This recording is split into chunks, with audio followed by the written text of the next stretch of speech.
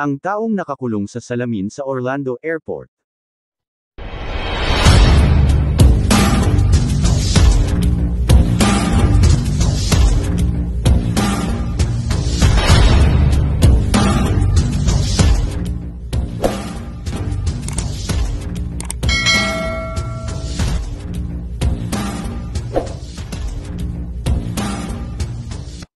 Ang larawan na ito ay hindi totoong tao na natutulog kasama ang kanyang mga traveling bag sa Orlando Airport.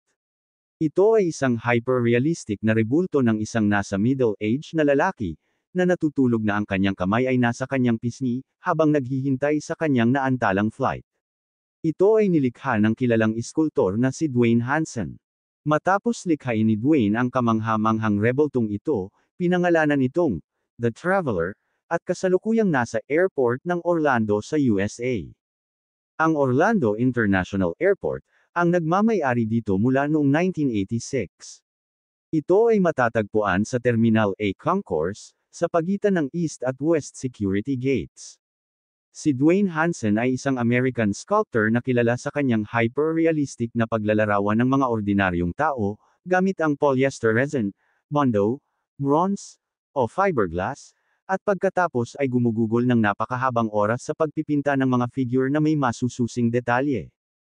Ang Traveler ay isang hyperrealistic sculpture ng isang jetlag na kapwa sa Orlando Airport. Aniya, ang kanyang sining ay hindi tungkol para lokohin ang mga tao. Ito ang mga ugali ng tao na hinahabol niya o inilalarawan sa kanyang mga gawa, tulad ng pagkapagod, kaunting pagkadismaya, at pagtanggi. Para sa kanya, may isang uri ng kagandahan sa lahat ng ito.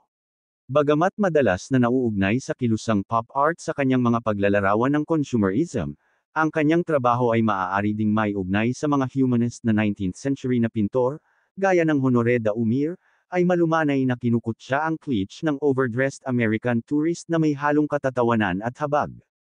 Ang kanyang mga gawa ay matatagpuan sa mga koleksyon ng Smithsonian American Art Museum sa Washington, D.C., ang Whitney Museum of American Art sa New York, at ang Scottish National Gallery of Modern Art sa Edinburgh, at iba pa.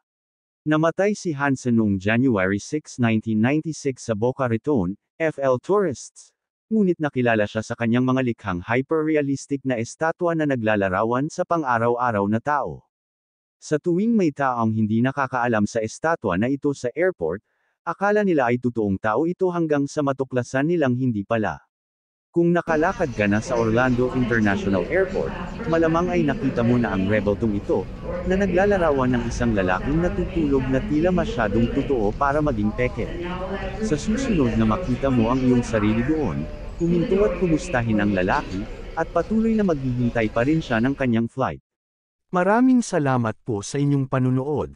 Kung hindi pa kayo nakasubscribe ay pindutin nyo na ang subscribe button, at like, share at bell button na din para sa ating mga susunod pang upload. Maraming salamat po. Mabuhay Pilipinas!